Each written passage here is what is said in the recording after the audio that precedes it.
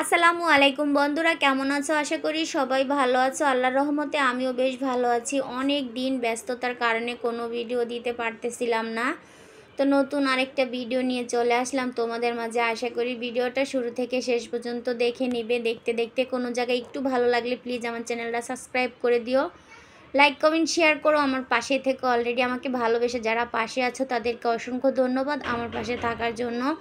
তো এইখানে দেখো সিমেন্ট বালি গোলানো হচ্ছে, আর এই যে টিনগুলা বাউন্ডারির খুলে নিচে রেখে দেওয়া হয়েছে, কারণ এই চারপাশে একটা হাফ ওয়াল হবে। তো এক পাশে দিয়ে আমি ওয়ালটা যখন গড় উঠাইছিলাম তখন ওই ওয়ালটা করছিলাম। আর দেখো আমার কাঁঠাল গাছটার ভিতরে কিন্তু এবার নতুন কাঁঠাল আসছে, মাশাল্লাহ মাশাল্লাহ 14টা কাঁঠাল আসছে। তো এবারকার নতুন করে অনেক ফলই আসছে, আমরা জাম্বুরা করমসা, তারপরে লেবু তো সবসময়ই হয়, তারপরে আবার কারবাঙ্গাও। তো মাশাল্লাহ অনেক ফল আসছে। আর এই যে ইটাগুলো আয়না এখানে রাখা হয়েছে, আর এই ইটাগুলো আমার ছোট ভাই ও বাড়ির কাজ ধরতেছে মাশাল্লাহ। তো এই ভিডিওতে আমার বাড়ির কাজ আর ভাইয়ের বাড়ির কাজের দুটোটা ভিডিওই দেওয়া আছে, অবশ্যই দেখে নিও, ভালো লাগবে আশা করি। তো এই তো এখন মাটিগুলা কাইটা সমান করা নেওয়া হয়েছে, তারপরে ওয়ালের কাজটা সম্পূর্ণ হইতেছে। আর এইখানে বাইরের আরও ইট আনা হইতেছে, এখনও ইট আনা শেষ হয় নাই। তো অনেকগুলাই ইট লাগবে, বাই দোতলা ফাউন্ডেশন করে বাড়িটা করবে নিচ থেকে আর কি সুন্দর মতো। তো এখানে তো অনেক ইট বালু লাগবে, তো এক এক করে ইট বালু সব কিছুই আনা হইতেছে, কাজও চলতেছে। তো আমরা কিন্তু 3টা বোন আর আমার একটাই ভাই, ওই সবার ছোট মাশাল্লাহ আলহামদুলিল্লাহ। ও আমার হাজবেন্ডের সাথেই ব্যবসা করে থেকে।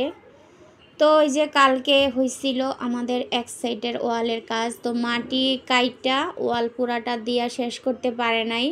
তো আজকে আবার অপর সাইডের ওয়ালের কাজগুলো ধরছে, কালকে এক সাইডে আজকে এক সাইডে। তো 2 রোজ লাগছে আর কি, আরেক রোজও লাগবে, 3 রোজ লাগবে, প্রায় 5 জন করে 15 জন লাগবে 3 রোজে।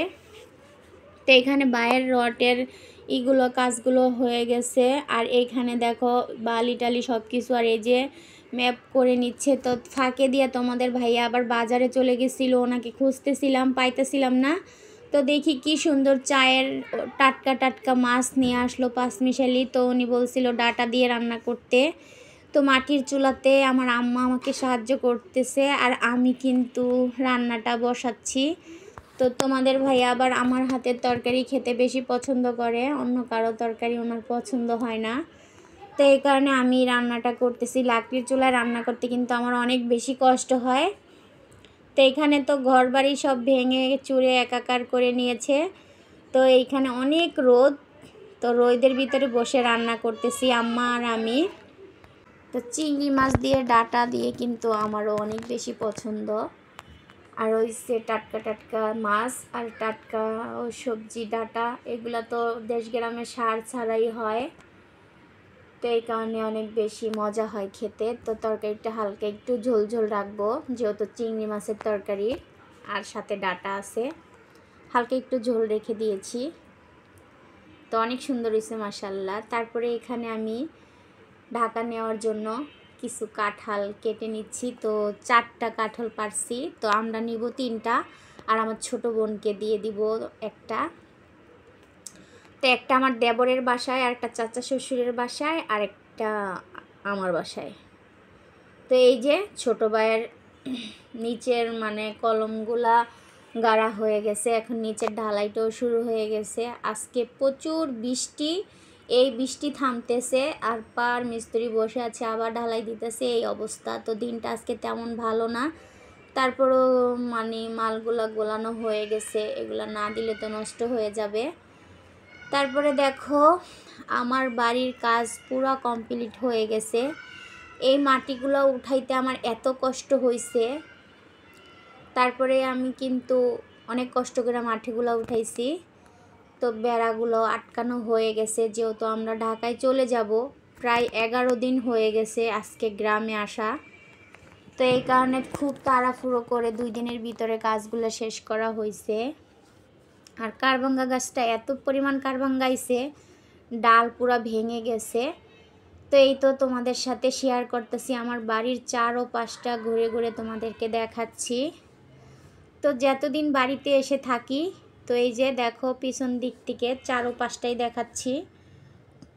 তো 4 ও 5টাই যে হাফ ওয়াল করেছি আর উপরে টিন দিয়েছি। এটা কিন্তু একদম বুক পর্যন্ত ওয়ালটা হয়েছে, আর টিন তো আরও উপরে। তো অনেকটাই সুন্দর হয়েছে মাশাল্লাহ। এখন আর মাটিগুলো কোনো দিকে সরে যাবে না। তারপরের দিন দেখো লঞ্চে উঠে পড়েছি, আজকেই ঢাকা চলে যাচ্ছি। তো অনেক দিন গ্রামে থাকলাম। গ্রামে আমরা আসলে একটা না একটা কাজ করতেই হয়। তো আমরা কিন্তু সব সময় আসি না, প্রায় 6 মাস 7 মাস এরকম হয়ে যায় আস্তে আস্তে দেশে। তো ব্যবসা বাণিজ্য থুইয়া তো সব সময় আসা যায় না। আর আমিও একা একা যেতে পছন্দ করি না। আমি এই নদীকে অনেক বেশি ভয় পাই, যেহেতু আজকে একদমই আকাশের অবস্থা খারাপ, তারপরে আবার বর্ষাকাল, নদীতে অনেক বেশি ঢেউ।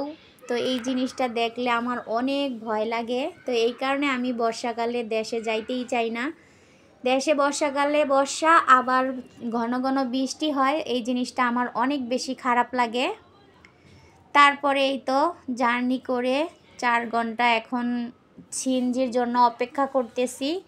তোমাদের ভাইয়া সিএনজি আনতে গেছে আর আমরা এখানে বাচ্চাদেরকে নিয়ে দাঁড়িয়ে আছি। তো আমার ভাই বাবিও আমার সাথে আছে, আর আমার ছোট বোনের ছেলেটাকেও নিয়ে এসেছি, ওকে একটু ডক্টর দেখাতে হবে। তো সবাই ভালো থাকবেন, সুস্থ থাকবেন, আল্লাহ হাফেজ।